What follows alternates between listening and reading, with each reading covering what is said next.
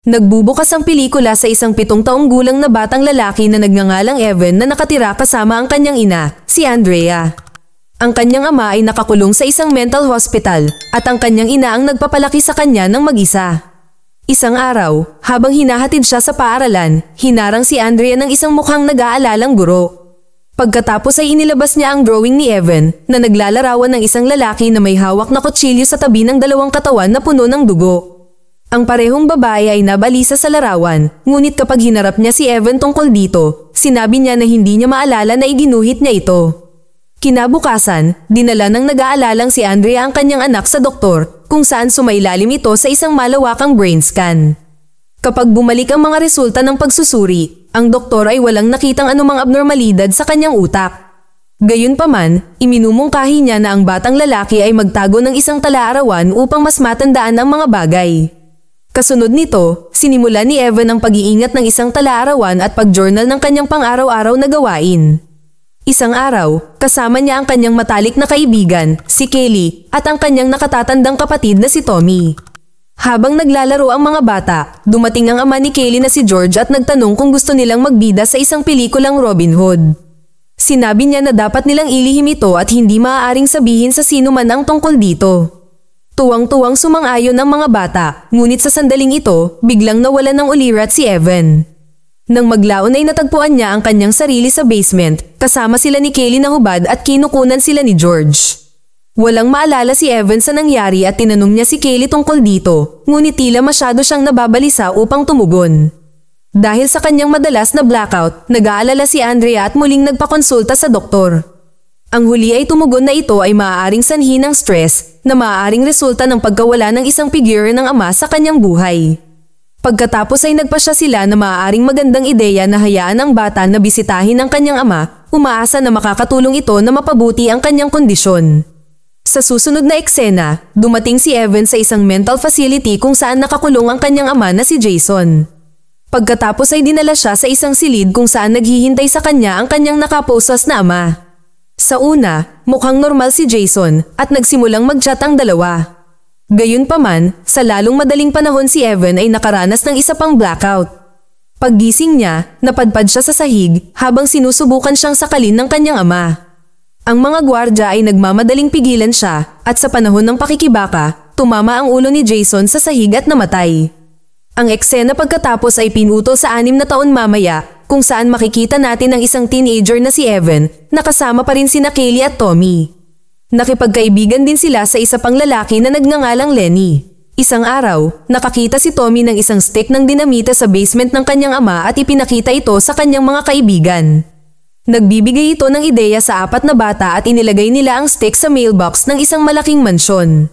Pagkatapos ay sumugod sila sa malayo at naghihintay na sumabog. Ngunit sa mahalagang sandali na ito, si Evan ay nagkaroon ng panibagong blackout at nang magising siya, nakita niya ang kanyang sarili na tumatakbo sa kagubatan kasama ang kanyang mga kaibigan. Halatang may nangyaring kahindik-hindik, ngunit hindi maalala ni Evan at walang ibang nagsasabi sa kanya. Si Lenny ay labis na natrauma sa pangyayari kung kaya't siya ay nagkaroon ng seizure at isinakay sa isang ambulansya. Pagkaraan ng ilang araw, sina Evan, Kelly at Tommy ay nanonood ng sine sa sinehan. Gayunpaman, si Kelly ay tila nabalisa sa ilang kadahilanan at tumungo sa labas, kasama si Evan na sumusunod sa kanya. Isang bagay ang humahantong sa isa pa at sa huli ay naghalikan sila. Ngunit sa sandaling iyon, lumitaw si Tommy at nagalit na makita silang magkasama. Inilabas niya ang kanyang galit sa isang kalapit na binatilyo sa pamamagitan ng brutal na pag-atake sa kanya gamit ang isang poste. Habang pinapalabas si Tommy sa sinehan, kitang-kita ang sadistang ngiti sa kanyang mukha. Pagkaraan ng mga araw, nakalabas na si Lenny sa ospital at binisita siya ni Evan at Kelly. Naglakad-lakad silang tatlo at hindi nagtagal ay naabutan nila si Tommy na kumidnap sa aso ni Evan at inilagay ito sa isang bag. Nagbanta siyang susunugin ng aso dahil galit pa rin siya kay Evan dahil sa paghalik niya sa kapatid niya. Sinubukan siyang pigilan ni Evan ngunit binugbog siya at muling nagkaroon ng blackout. Nang magising siya, napansin niyang nasugatan si Kelly at si Lenny ay umiiyak sa tabi ng nasusunog na bag na naglalaman ng kanyang aso. Sa resulta ng insidenteng ito, ang ina ni Evan ay hindi na matiis ito at nagpa siya na umalis sa bayan kasama ang kanyang anak. Nawasak si Kaylee dahil dito, ngunit bago umalis, nangako si Evan na babalik siya para sa kanya balang araw. Ang eksena ay pagkatapos ay pinuto sa 7 higit pang mga taon kung saan makikita natin si Evan sa kolehiyo na nag-aaral ng psikolohiya. Siya ay isang masigasig na mag-aaral at nahuhumaling sa pag-unawa kung paano gumagana ang memorya ng tao.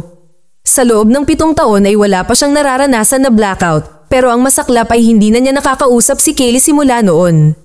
Isang araw, habang dinadala ni Evan ang isang batang babae sa kanyang dorm, nakita niya ang kanyang mga lumang journal sa ilalim ng kama. Hiniling niya sa kanya na basahin ang isang bagay mula sa kanila at atubiling sumang-ayon si Evan. Pagkatapos ay sinimulan niyang basahin ang tungkol sa araw na sinunog ni Tommy ang kanyang aso. Ngunit makalipas ang ilang sandali, siya ay ipinadala pabalik sa nakaraan at nakitang si Tommy ang sumunog sa aso. Si Lenny ay desperadong sinusubukang putulin ang lubad ng bag, kaya nagbanta si Tommy na puputulan ang lalamunan ng kanyang ina habang natutulog ito.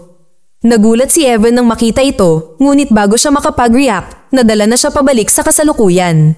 Kinabukasan, pinuntahan ni Evan si Lenny na hindi pa rin nakaka-recover sa kanyang traumatikong nakaraan at nasa isang uri ng catatonic state. Nakatira pa rin siya sa kanyang tahanan noong bata pa siya, na pilit na gumagawa ng mga modelong eroplano. Tinanong siya ni Evan tungkol sa araw na namatay ang kanyang aso at isiniwalat ni Lenny kung paano nagbanta si Tommy na puputulan ang lalamunan ng kanyang ina. Nang marinig ito, nabigla ang ating bida at napagtanto na totoo ang naranasan niya kanina. Nang maglaon, binasa muli ni Evan ang kanyang journal at bumalik sa oras na sumabog ang dinamita.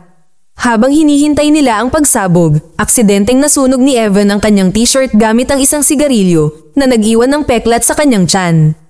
Pagkatapos ay napansin ng grupo ang isang babae at ang kanyang sanggol na papalapit sa mailbox na ikinagulat nila. Sinubukan nilang makialam ngunit nabuksan ng babae ang mailbox, agad na pinatay siya at ang sanggol. Napailing si Lenny sa pangyayari at natigilan habang hinihimok siya ng kanyang mga kaibigan na tumakbo. Sa sandaling ito, nagising si Evan sa kanyang dorm at napansin ang isang marka ng paso ng sigarilyo sa kanyang katawan. Dahil dito, napagtanto niya na kaya niyang bumalik sa nakaraan at baguhin ang mga bagay. Sa gabi, bumalik si Evan sa kanyang dating bayan upang makita si Kaylee na ngayon ay nagtatrabaho bilang isang waitress. Pagkatapos ay sumama siya sa paglalakad habang pauwi siya at nagsimula silang mag-usap tungkol sa kanilang buhay. Pagkatapos ng maikling pag-uusap, tinanong niya siya tungkol sa video na ginawa ng kanyang ama maraming taon na ang nakakaraan na hindi niya matandaan. Gayunpaman, ikinagalit lamang ito ni Kaylee at inakusahan niya siya ng pag-uudyok ng mga hindi magagandang mga alaala. Napaluha siya at nagtanong kung bakit hindi siya pinuntahan nitong mga taon. Walang sagot si Evan at si Kaylee ay tumakbo palayo doon habang umiiyak. Kinabukasan, nakatanggap si Evan ng isang galit na voicemail mula kay Tommy na gustong malaman kung ano ang sinabi niya sa kanyang kapatid. Sinabi niya na si Kaylee ay umiiyak buong magdamag at tinapos ang kanyang paghihirap ngayong umaga. Nang marinig ito, napailing si Evan at nakaramdam ng pananagutan sa nangyari. Sa makatuwid, nagpasya siyang bumalik sa nakaraan at iligtas siya. Nang maglaon, binasa ni Evan ang kanyang journal noong araw na naitala ni George ang kanilang video sa basement. Hindi nagtagal ay hinatid siya sa nakaraan kung saan hiniling ng lalaki kina Evan at Kaylee na gumawa ng maruruming bagay para sa kanyang pelikula. Gayunpaman, sa pagkakataong ito, tumayo si Evan sa lalaki at kinausap siya sa tono ng pagiging matanda. Hinihiling niya na maging magalang si George sa kanyang anak na babae at huwag kailanman magbuhat ng kamay sa kanya. Inihayag din niya kung paano siya magkakaroon ng trauma sa kanyang mga aksyon sa natitirang bahagi ng kanyang buhay na kalaunan ay haantong sa kanyang pagkamatay. Sinigawan siya ni Evan na sa halip ay disiplinahin niya ang sadistang anak niyang si Tommy. Makalipas ang ilang sandali, nagising siya sa hinaharap, ngunit ang kanyang buhay ay iba sa dati. Napansin ni Evan si Kaylee sa tabi niya at napagtanto niyang mag-asawa na ang dalawa. Sa iisang university pala sila nag-aaral at sila ang pinakasikat na mag-asawa doon. Tuwang-tuwa si Evan sa katotohanan ito at pakiramdam niya ay ito ang perpektong buhay para sa kanya. Sa gabi, nagpaplano siya ng isang romantikong hapunan para kay Kaylee at labis siyang humanga. Ngunit ilang sandali pa, sila ay nag-ambala ng isang kaibigan na nagpahayag kay Evan na ang kanyang sasakyan ay nawasak. Ang mag-asawa ay nagmamadaling lumabas at napansin ang kanyang nasirang kotse kasama ang kwelyo ng kanyang dating aso. Pagkatapos ay napagtanto nila na ito ay marahil nakagagawa ni Tommy dahil siya ay nakalabas kamakailan mula sa bilangguan. Galit na galit si Evan, ngunit hiniling sa kanya ni Kaylee na maging maunawain dahil si Tommy ay nagdusa ng husto. Ibinunyag niya na hindi siya ginalaw ng kanyang ama, sa halip ay inilabas niya ang kanyang pagkadismaya kay Tommy. Dahil dito, naging baliw si Tommy at gumawa ng maraming masasamang bagay sa paglipas ng mga taon. Pagkatapos nito, iniwan ng mag-asawa ang kanilang romantikong hapunan at tumuloy sa kanilang dorm. Gayunpaman, sa daan, nagpakita si Tommy na may dalang baseball bat at sinimulang salakayin si Evan para sa pakikipag-date sa kanyang kapatid na babae. Napunta sila sa isang malupit na labanan, ngunit kalaunan ay napabagsak siya ni Evan at nagsimulang talunin siya. Inilabas niya ang galit niya kay Tommy sa lahat ng ginawa niya sa kanya noong bata pa siya at kalaunan ay tinapos siya. Sa sumunod na eksena, dinala si Evan sa kulungan kung saan nakilala niya ang kanyang kasama sa selda, si Carlos. Nang maglaon, binisita siya ng kanyang ina at tiniyak sa kanya na tutulungan siyang makaalis doon sa lalong madaling panahon. Dinala rin niya ang ilan sa kanyang mga journal na hiniling niya.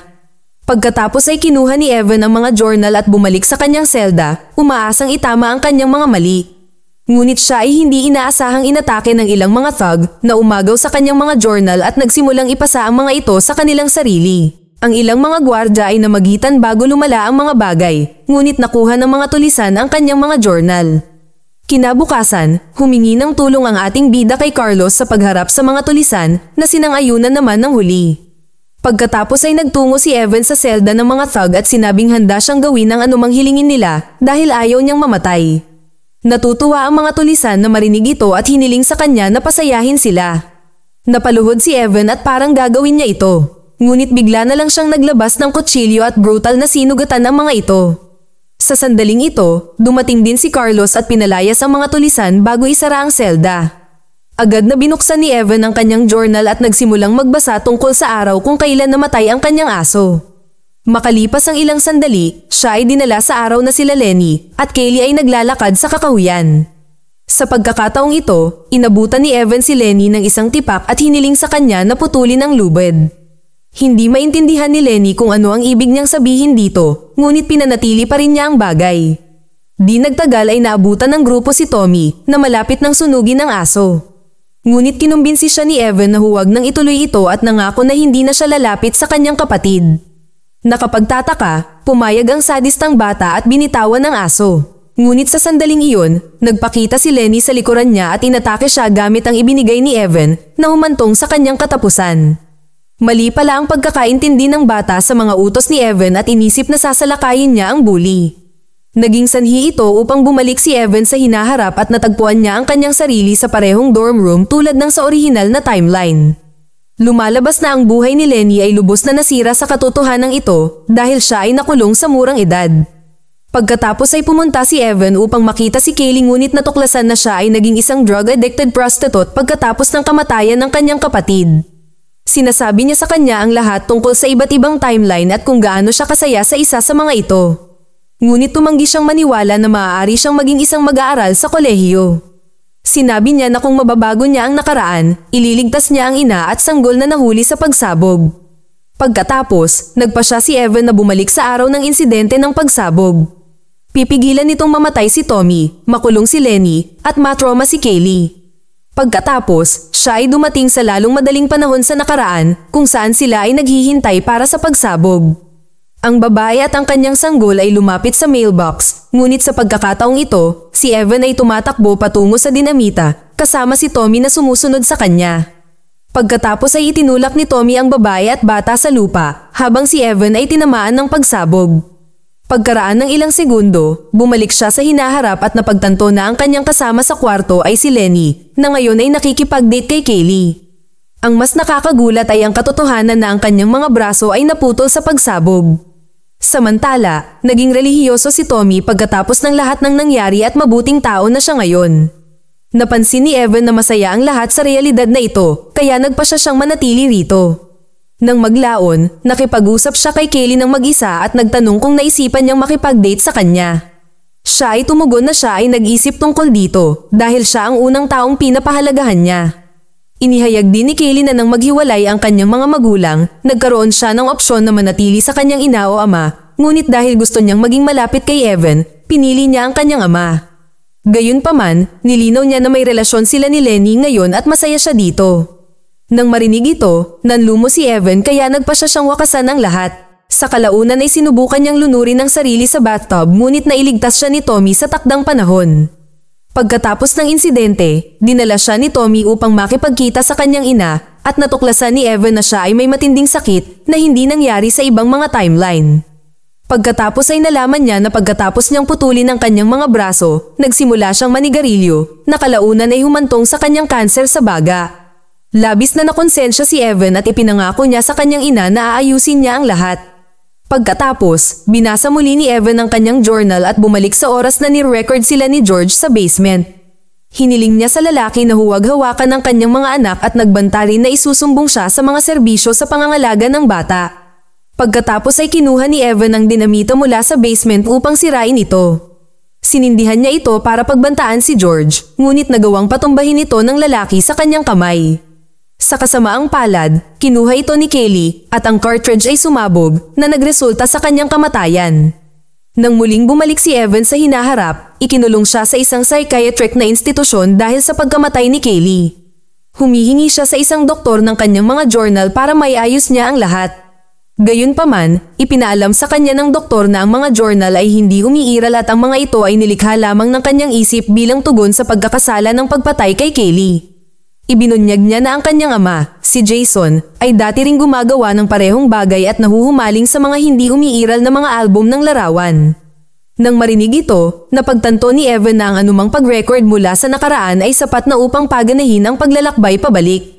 Nang maglaon, nang bumisita si Andrea, tinanong niya ito tungkol sa mga home movies mula sa kanyang pagkabata at ipinangako nitong dadalhin ang mga ito sa kanya.